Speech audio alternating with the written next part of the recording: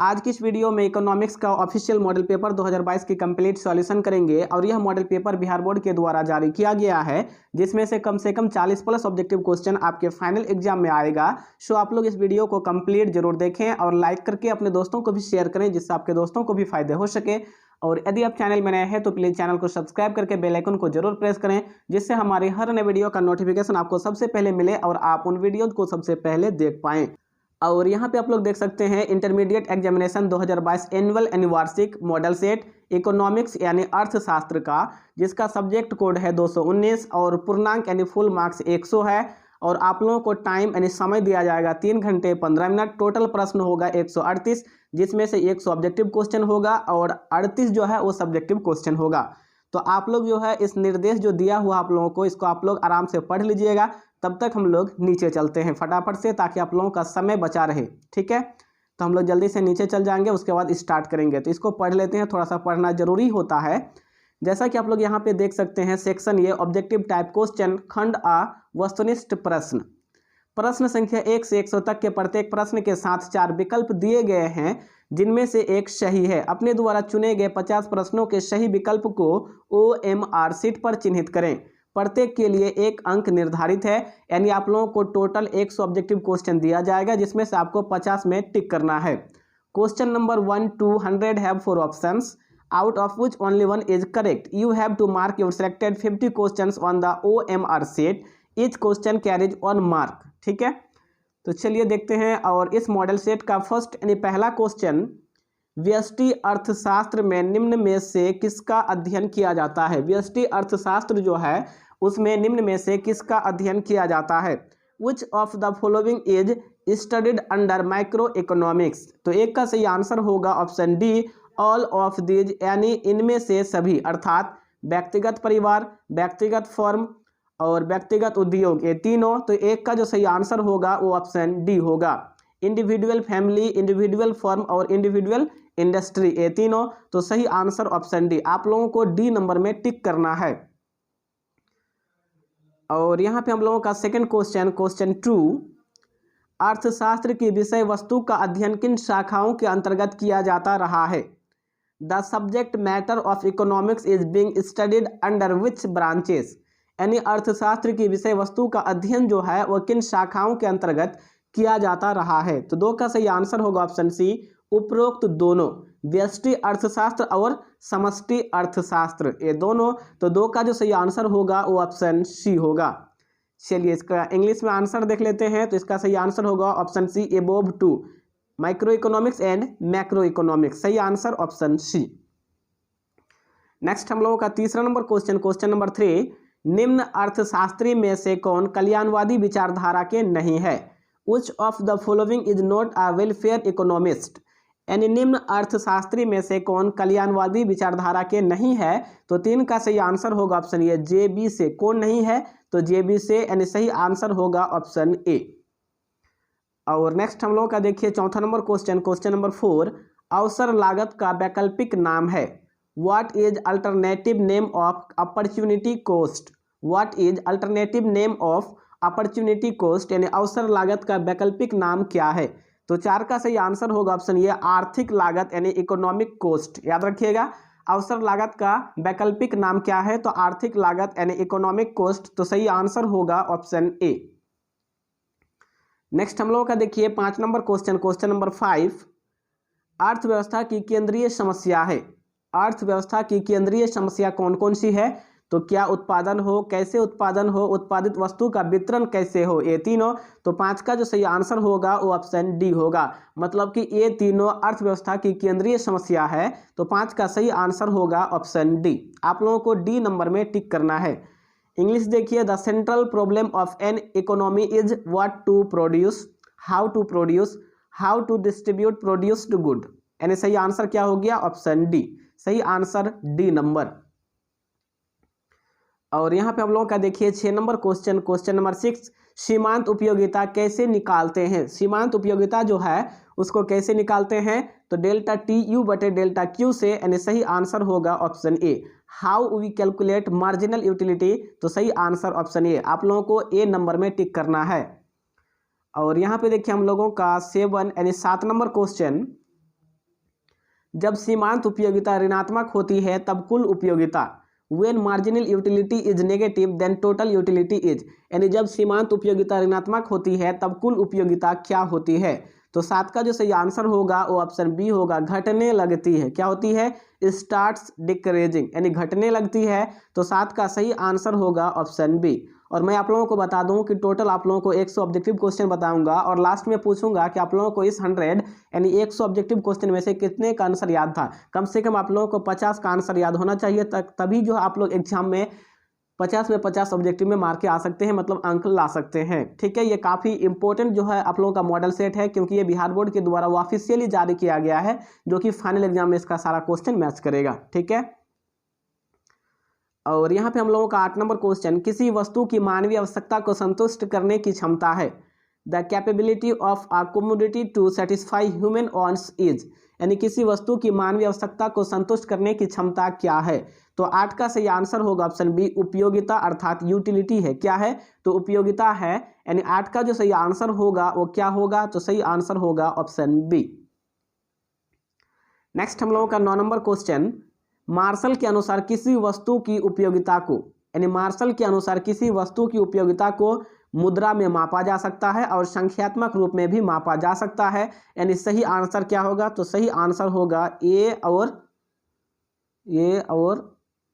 और सी दोनों। ठीक है, लेकिन यहाँ पे क्या दिया हुआ है? ए और बी दोनों, जो कि एक आंसर जो है गलत है। ठीक है, तो मैं आप लोगों को फिर से बता देता हूँ। यहाँ पे अगर ए लोग बी के स्थान पे अगर सी लिख देता है, ठीक, बी के स्थान पे क्या लिखेगा? तो बी के स्थान पे अगर सी लिख देगा कि ए और सी दोनों, तब ए आंसर सही है। ठीक है, तो इस 9 का सही आंसर क्या होगा? ऑप्शन डी, ए और सी दोनों, यानी ये दोनों ये नहीं होगा, 20 वाला नहीं होगा। यहाँ पे लोगों ने टाइपिंग मिस्टेक किया है। तो 9 का सही आंसर क्या होगा? सही आंसर होगा ऑप्शन डी। और इसका अंग्रेजी देख लीजिए, English, according to Marshall utility of a commodity, according to Marshall utility of a commodity. तो सही आंसर क्या हो जाएगा? सही आंसर हो जाएगा ऑप्शन डी, ए और सी दोनों, ए और सी दोनों, यानी ए और ए दोनों। तो आपको टिक करना है डी नंबर में। नेक्स्ट हम लोगों का देखिए 10 number question, question number 10, budget set के लिए आवश्यक है, यानी बजट सेट के लिए क्या आवश्यक है। तो 10 का सही आंसर होगा ऑप्शन डी, उपरोक्त सभी, यानी बंडलों का समूह और बंडलों का संगड़ा और विद्यमान बाजार कीमत, उपभोक्ता की कुल आय, ये तीनों। तो 10 का जो सही आंसर होगा वो ऑप्शन डी होगा, उपरोक्त सभी। इसका इंग्लिश देखिए, this is required for a budget set. तो क्या होगा? Collection of bundles, prevailing market price, total income of the consumer, ये तीनों। तो सही आंसर होगा option D, all the above. आप लोगों को डी नंबर में टिक करना है। नेक्स्ट हम लोगों का देखिए 11 नंबर क्वेश्चन, क्वेश्चन नंबर 11, आय बढ़ने पर उपभोक्ता किन वस्तुओं की मांग घटा देता है। With an increase in income consumer decrease the consumption of which goods, यानी with an increase in income consumer decrease the consumption of which goods, यानी आय बढ़ने पर उपभोक्ता जो होते हैं वो किन वस्तुओं की मांग को घटा देते हैं। तो 11 का जो सही आंसर होगा ऑप्शन सी, गिफिन वस्तुएं। क्या हो जाएगा? सही आंसर होगा ऑप्शन सी, गिफिन वस्तुएं, यानी गिफिन गुड्स। सही आंसर ऑप्शन सी। नेक्स्ट हम लोगों का देखिए 12 यानी 12 नंबर क्वेश्चन, निम्नांकित में से कौन सी वस्तु एक पूरक वस्तु का उदाहरण है। Which of the following is an example of complementary goods, यानी निम्नांकित में से कौन सी वस्तु एक पूरक वस्तु का उदाहरण है। तो 12 का जो सही आंसर होगा वो ऑप्शन ए होगा, चाय तथा कॉफी, टी एंड कॉफी। क्या होगा? चाय तथा कॉफी यानी टी एंड कॉफी। तो 12 का जो सही आंसर होगा वो ऑप्शन ए होगा। नेक्स्ट हम लोगों का 13 नंबर क्वेश्चन, किसी सामान्य वस्तु के मांग वक्र की ढाल होती है। The slope of the demand curve of a normal goods is, यानी किसी सामान्य वस्तु के मांग वक्र की ढाल होती है। तो 13 का सही आंसर होगा ऑप्शन ए, ऋणात्मक होती है। क्या होती है? तो नेगेटिव यानी ऋणात्मक। तो 13 का सही आंसर होगा ऑप्शन ए। नेक्स्ट हम लोगों का 14 यानी 14 नंबर क्वेश्चन, मांग की लोच को प्रभावित करने वाले घटक कौन से हैं। विच of the following factor affects elasticity of demand, यानी मांग की लोच को प्रभावित करने वाले घटक कौन से हैं। तो इस 14 का जो सही आंसर होगा वो ऑप्शन डी होगा, इनमें से सभी, ऑल ऑफ दीज, यानी वस्तु की प्रकृति, कीमत स्तर और आय स्तर, ये तीनों, nature of goods, price level, income level, ये तीनों। तो 14 का जो सही आंसर होगा वो ऑप्शन डी होगा, यानी आप लोगों को डी नंबर में टिक करना है। और यहाँ पे हम लोगों का 15 यानी 15 नंबर क्वेश्चन, यदि किसी वस्तु के मूल्य में 40% परिवर्तन के कारण मांग में 60% परिवर्तन हो तो मांग की लोच है। ठीक है, तो इस 15 का जो सही आंसर होगा ऑप्शन बी -1.5। क्या होगा सही आंसर? सही आंसर होगा ऑप्शन बी। यहाँ पे इसका अंग्रेजी देखिए, if the demand for a goods change by 60% due to 40% change in price the elasticity of demand is -1.5 यानी बी नंबर। और नेक्स्ट हम लोगों का 16 यानी 16 नंबर क्वेश्चन, इकाई से कम मांग की लोच को निम्नलिखित में कौन व्यक्त करता है? इकाई से कम मांग की लोच को निम्नलिखित में कौन व्यक्त करता है? Which of the following shows elasticity of demand less than on? तो 16 का जो सही आंसर होगा वो ऑप्शन ए होगा, आवश्यक वस्तु यानी नेसेसरी गुड्स। क्या होगा? तो आवश्यक वस्तु यानी नेसेसरी गुड्स। तो 16 का सही आंसर होगा ऑप्शन ए। चलिए आगे बढ़ते हैं और यहाँ पे हम लोगों का 17 नंबर क्वेश्चन, वह कौन सा समय है जिसमें उत्पादन के सभी साधन परिवर्तित किए जा सकते हैं? Eight which time all the factors of production में बी चेंज्ड, यानी वह कौन सा समय है जिसमें उत्पादन के सभी साधन को परिवर्तित यानी चेंज किए जा सकते हैं, किस समय? तो 17 का सही आंसर होगा ऑप्शन बी, दीर्घकाल में। किसमें? तो दीर्घकाल, यानी सही आंसर होगा लॉन्ग रन यानी दीर्घकाल। तो सही आंसर आपको टिक करना है बी नंबर में। नेक्स्ट हम लोग का देखिए 18 यानी 18 नंबर क्वेश्चन, जो वक्र पहले बढ़ता है फिर स्थिर होकर घटना आरंभ करता है वह कौन सा वक्र कहलाता है? ये curve which rises first and starts decline after that called, यानी जो वक्र पहले बढ़ता है फिर स्थिर होकर घटना आरंभ करता है वह कौन सा वक्र कहलाता है? तो 18 का सही आंसर होगा ऑप्शन डी, ए सभी ऑल दीज, यानी एपीपी, एमपीपी और टीपीपी तीनों। तो आप लोगों को किस में टिक करना है? सही आंसर होगा ऑप्शन डी, ऑल दीज यानी ए सभी। नेक्स्ट हम लोगों का 19 नंबर क्वेश्चन, क्वेश्चन नंबर 19, जब औसत आय एपी ठीक है अधिकतम होता है तब सीमांत उत्पाद एमपी बराबर क्या होगा? तो इस 19 का सही आंसर होगा ऑप्शन ए, औसत उत्पादन के समान होता है। क्या होगा? औसत उत्पाद के समान होता है। तो 19 का जो सही आंसर होगा वो ऑप्शन ए होगा, औसत उत्पाद के समान होता है।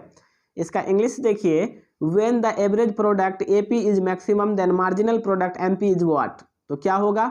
तो इसका जो सही आंसर होगा, देखिए मैं इसका हिंदी देख लेता हूँ एक बार। हिंदी क्या है? औसत उत्पाद के समान होता है। ठीक है, तो इंग्लिश में क्या होगा? इक्वल टू एपी, यानी सही आंसर होगा ऑप्शन ए।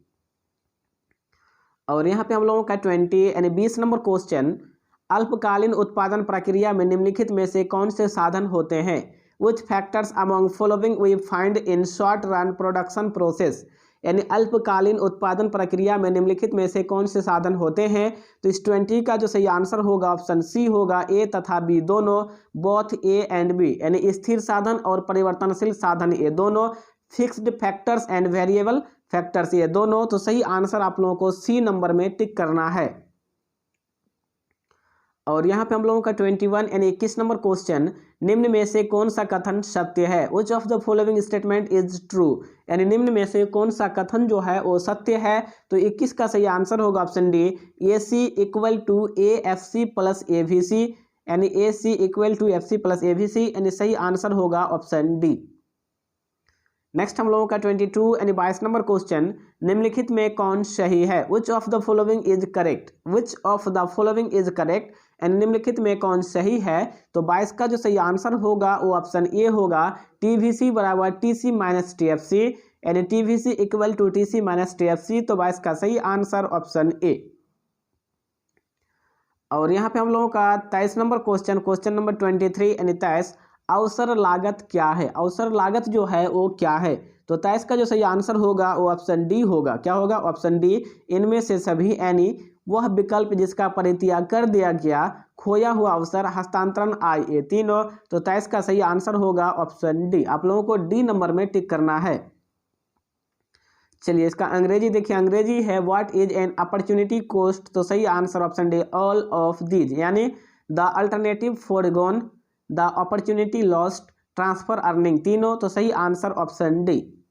नेक्स्ट हम लोगों का 24 यानी 24 नंबर क्वेश्चन, औसत परिवर्तनशील लागत है, एवरेज वेरिएबल कॉस्ट इज, यानी औसत परिवर्तनशील लागत बराबर क्या होगा? तो 24 का सही आंसर होगा option D, TVC by divided by Q, TVC divided by Q, यानी टीवीसी को क्यू से भाग देना होगा। तो सही आंसर होगा ऑप्शन डी। और यहाँ पे हम लोगों का 25 नंबर क्वेश्चन, एक फर्म एक वस्तु की कितने भी मात्रा दी गई कीमत पर बेच सकती है। एक फर्म जो है वो एक वस्तु की कितने भी मात्रा दी गई कीमत पर बेच सकती है। फर्म की सीमांत आगम होगी, मतलब कि फर्म की सीमांत आगम कितनी होगी। ठीक है, तो 25 का जो सही आंसर होगा ऑप्शन ये औसत आगम से अधिक होगी। कितनी होगी, तो औसत आगम से अधिक, यानी सही आंसर होगा ऑप्शन ए।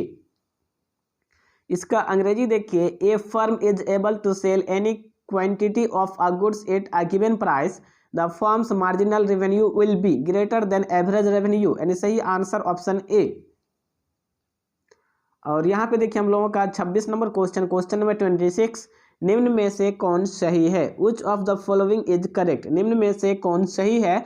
तो इस 26 नंबर का जो क्वेश्चन है इसका आंसर में मुझे कन्फ्यूजन है, तो आप लोग इसका आंसर को कमेंट बॉक्स में जरूर बताइएगा कि इसका सही आंसर क्या है। तो जिसका सही आंसर होगा उसके आंसर को मैं पिन कर दूंगा, जिससे उसका आंसर हमेशा सबसे ऊपर दिखेगा कमेंट सेक्शन में। तो आप लोग सही आंसर को यानी एक्सप्लेनेशन के साथ जरूर लिखिएगा। चलिए आगे देखते हैं। नेक्स्ट हम लोगों का 27 नंबर क्वेश्चन, फर्म का लाभ निम्नलिखित में से किस शर्त को पूरा करने पर अधिकतम होगा। फर्म का जो लाभ है वो निम्नलिखित में से किस शर्त को पूरा करने पर अधिकतम होगा।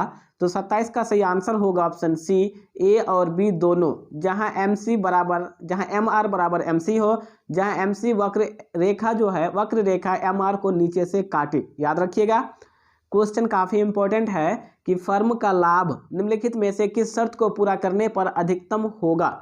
तो जहां एम आर बराबर एम सी, जहां एम सी वक्र रेखा एम आर को नीचे से काटे, तो सही आंसर होगा ऑप्शन सी। सही आंसर क्या हुआ, ऑप्शन सी। इसका अंग्रेजी देखिए, with which condition firm will get maximum profit. तो where M R equal to M C, where M C curve cuts M R from below, यानी सही आंसर ऑप्शन सी, यानी आप लोगों को सी नंबर में टिक करना है। नेक्स्ट देखिए हम लोगों का 28 यानी 28 नंबर क्वेश्चन, फर्म की अंतिम संतुलन दशा में, in final equilibrium of firm, यानी फर्म की अंतिम संतुलन दशा में। तो 28 का सही आंसर क्या होगा, तो 28 का सही आंसर होगा ऑप्शन बी। 28 का सही आंसर क्या होगा, ऑप्शन बी, एम सी वक्र एम आर को नीचे से काटता है, यानी सही आंसर होगा ऑप्शन बी नंबर। यहाँ पे क्या हो जाएगा, B number, M C curve cuts M R from below, यानी सही आंसर आप लोगों को बी नंबर में टिक कर देना है। यहाँ पे देखिए हम लोगों का 29 नंबर क्वेश्चन, इसको मैं थोड़ा ऊपर कर लेता हूँ ताकि पूरा क्वेश्चन दिखे साफ साफ। तो देखिए 29 नंबर क्वेश्चन, अन्य बातें समान रहे तो वस्तु की कीमत तथा पूर्ति की मात्रा में धनात्मक संबंध क्या व्यक्त करता है। If other things being same, what does the positive relationship between price and supply quantity signify. तो 29 का जो सही आंसर होगा ऑप्शन सी होगा, पूर्ति का नियम, लॉ ऑफ सप्लाई, किसकी और जो है किसको व्यक्त करता है, किसके बीच के धनात्मक संबंध को व्यक्त करता है। तो लॉ ऑफ सप्लाई यानी पूर्ति का नियम को। तो 29 का जो सही आंसर होगा वो ऑप्शन सी होगा। और यहाँ पे देखिए हम लोगों का 30 नंबर क्वेश्चन, क्वेश्चन नंबर 30, निम्नलिखित में कौन सा कथन सही है। Which of the following statement is true, यानी निम्नलिखित में से कौन सा कथन सही है। तो 30 का सही आंसर जो होगा वो ऑप्शन डी होगा, उपर्युक्त सभी, यानी वस्तु की कीमत एवं उसकी पूर्ति के बीच सीधा संबंध होता है। पूर्ति वक्र बाएं से दाएं ऊपर की ओर उठता है, पूर्ति को अनेक तत्व प्रभावित करते हैं ये तीनों। तो 30 का जो सही आंसर होगा वो ऑप्शन डी होगा। इसका अंग्रेजी में क्या हो जाएगा, option D, all the above, price and quantity have direct relationship, supply curve rises from left to right, supply is affected by many factors, यानी सही आंसर ऑप्शन डी। नेक्स्ट हम लोगों का 31 यानी 31 नंबर क्वेश्चन, अक्षों के केंद्र से निकलने वाली पूर्ति रेखा की लोच होती है। The elasticity of a straight line supply curve originating from the centre of origin is, यानी अक्षों के केंद्र से निकलने वाली पूर्ति रेखा की लोच होती है। तो 31 का सही आंसर होगा ऑप्शन बी, इकाई के बराबर होती है, इक्वल टू यूनिटी, यानी इकाई के बराबर। तो सही आंसर होगा ऑप्शन बी। और यहाँ पे देखिए हम लोगों का 32 नंबर क्वेश्चन, क्वेश्चन नंबर 32, एक अधिकार की निम्नलिखित में कौन सी विशेषता नहीं है। तो इस 32 का जो सही आंसर होगा वो ऑप्शन डी होगा, उपर्युक्त सभी, यानी एक क्रेता और अधिक विक्रेता, निकट स्थानापन्न का अभाव, नई फर्मों के प्रवेश पर प्रतिबंध, ये तीनों। तो 32 का जो सही आंसर होगा वो ऑप्शन डी होगा। In English which of the following is not a feature of monopoly. तो क्या होगा, one buyer and many seller, lack of close substitutes, restriction of new firms entry. तो सही answer all the above, D number answer right है। Next हम लोगों का देखिए 33 नंबर क्वेश्चन, विभेद उत्पाद एक विशेषता है। विभेद उत्पाद जो है वो किस चीज की एक विशेषता है?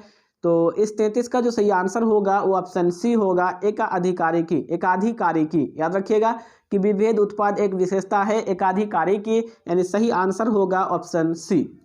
इसका इंग्लिश में देखिए, differentiated products is a characteristics of, तो क्या होगा? मोनोपोली। मोनोपोली यानी एकाधिकारी की, तो सही आंसर होगा ऑप्शन सी।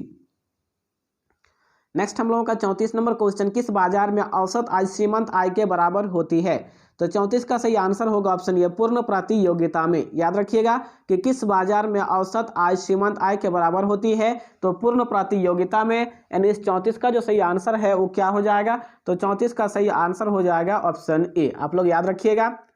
चलिए आगे बढ़ते हैं और यहाँ पे देखिए इसका इंग्लिश पढ़ लेंगे फिर आगे बढ़ेंगे। In which market average revenue is equal to marginal revenue. तो 34 का सही आंसर क्या होगा? ऑप्शन ए, परफेक्ट कंपटीशन, यानी सही आंसर होगा option A.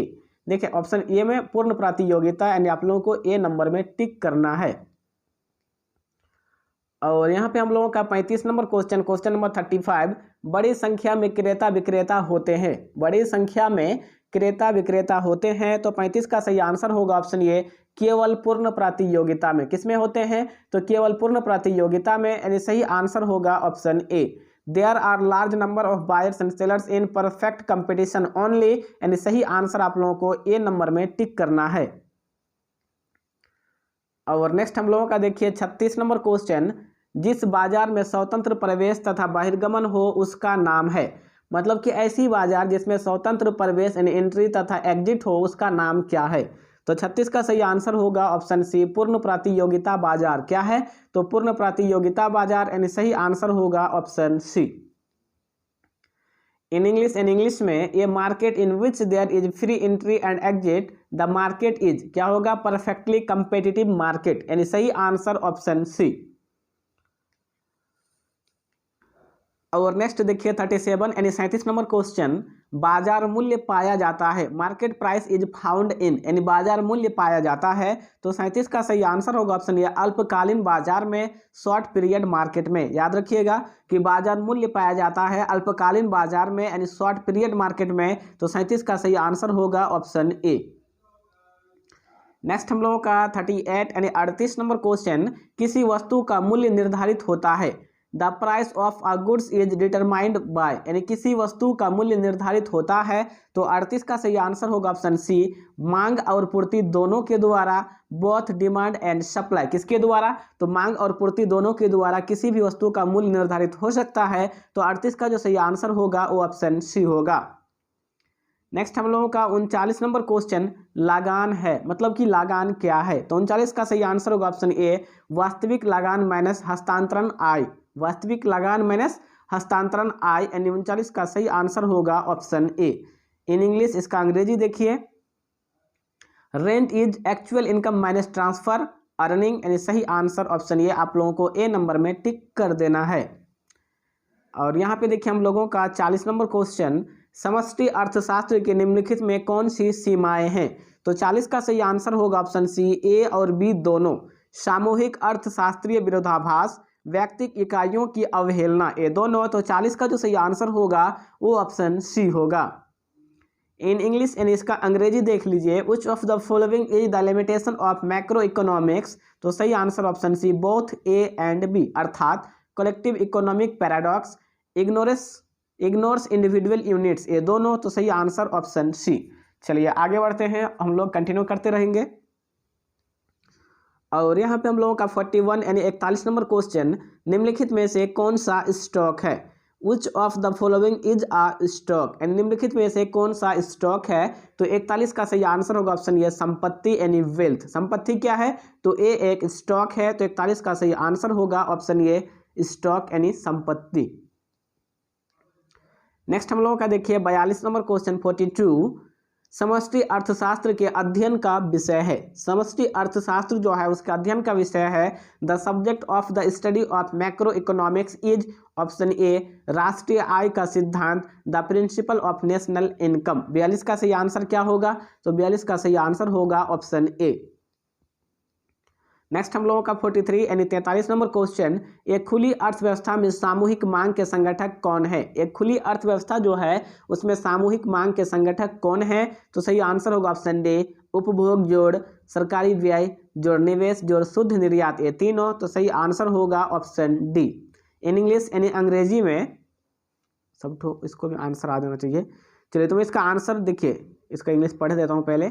In an open economy which are the components of aggregate demand. तो सही आंसर क्या होगा? सही आंसर होगा option D consumption plus government expenditure plus investment plus net export, यानी सही आंसर ऑप्शन डी। नेक्स्ट हम लोगों का देखिए 44 नंबर क्वेश्चन, वास्तविक प्रवाह के अंतर्गत निम्नलिखित में कौन शामिल है? Which of the following is included in real flow, यानी वास्तविक प्रवाह के अंतर्गत निम्नलिखित में से कौन शामिल है? तो 44 का सही आंसर होगा ऑप्शन सी ए तथा बी दोनों, बोथ ए एंड बी, यानी वस्तुओं का प्रवाह और सेवाओं का प्रवाह, ये दोनों, flow of goods and flow of service. तो सही आंसर क्या होगा? सही आंसर होगा ऑप्शन सी। नेक्स्ट हम लोगों का 45 यानी 45 नंबर क्वेश्चन, एक अर्थव्यवस्था में कौन सा क्षेत्र सम्मिलित रहता है? Which sector is included in an economy, यानी एक अर्थव्यवस्था में कौन सा क्षेत्र सम्मिलित रहता है? तो 45 का सही आंसर होगा ऑप्शन डी ये सभी, यानी ऑल ऑफ दीज, यानी प्राथमिक द्वितीयक एंड तृतीयक, प्राइमरी सेकेंडरी एंड ट्रिटरी, तीनों। तो इस 45 का सही आंसर क्या हुआ? सही आंसर हुआ ऑप्शन डी। आप लोगों को डी नंबर में टिक करना होगा, ए सभी ऑल ऑफ दीज। और यहाँ पे हम लोगों का 46 नंबर क्वेश्चन, निम्नलिखित उद्देश्य से खरीदी गई वस्तुएं अंतिम वस्तुएं कहलाती है। Goods purchased for the following purpose are final goods, यानी निम्नलिखित उद्देश्य से खरीदी गई वस्तुएं अंतिम वस्तुएं कहलाती है। तो 46 का सही आंसर होगा ऑप्शन डी उपर्युक्त में से कोई नहीं। क्या होगा? तो उपर्युक्त में से कोई नहीं, सही आंसर होगा ऑप्शन डी। आप लोगों को डी नंबर में आंखें बंद करके टिक करके आगे बढ़ना है, none of the above. Next देखिए हम लोगों का यहाँ पे 47 नंबर क्वेश्चन, किसी अर्थव्यवस्था में एक वर्ष के अंतर्गत उत्पादित अंतिम वस्तुओं तथा सेवाओं के बाजार मूल्य को कहते हैं। The market value for all final goods and service produced in economy over a year is called, यानी किसी अर्थव्यवस्था में एक वर्ष के अंतर्गत उत्पादित अंतिम वस्तुओं तथा सेवाओं के बाजार मूल्य को क्या कहते हैं? तो 47 का सही आंसर होगा ऑप्शन सी घरेलू आय, यानी ग्रोस डोमेस्टिक प्रोडक्ट कहते हैं, ग्रोस डोमेस्टिक इनकम, यानी सकल घरेलू आय कहते हैं। तो 47 का सही आंसर होगा ऑप्शन सी सकल घरेलू आय, ग्रोस डोमेस्टिक इनकम। और नेक्स्ट देखिए हम लोगों का 48 नंबर क्वेश्चन, क्वेश्चन नंबर 40 है, जीएनपी आवस्फीति क्या है? ठीक है, यानी जीएनपी आवस्फीति क्या है? तो इस 48 नंबर क्वेश्चन का आंसर आप लोग कमेंट बॉक्स में जरूर करेंगे। चलिए आगे देखते हैं। और यहाँ पे देखिए हम लोगों का 49 नंबर क्वेश्चन, क्वेश्चन नंबर 49, द्वितीय क्षेत्र में निम्नलिखित में कौन सी सेवाएं सम्मिलित है? Which of the following service is included in secondary sector, यानी द्वितीय क्षेत्र में निम्नलिखित में कौन सी सेवाएं सम्मिलित है? तो 49 का सही आंसर होगा ऑप्शन बी विनिर्माण, यानी क्या हो जाएगा? मैन्युफैक्चरिंग। याद रखिएगा कि द्वितीय क्षेत्र में निम्नलिखित में से कौन सी सेवाएं सम्मिलित है? तो विनिर्माण यानी मैन्युफैक्चरिंग। तो सही आंसर होगा ऑप्शन बी। चलिए आगे देखते हैं। और यहाँ पे हम लोगों का 50 यानी 50 नंबर क्वेश्चन, मुद्रा के अस्थैतिक और गत्यात्मक कार्यों का विभाजन किसने किया? Who classified static and dynamic function of money.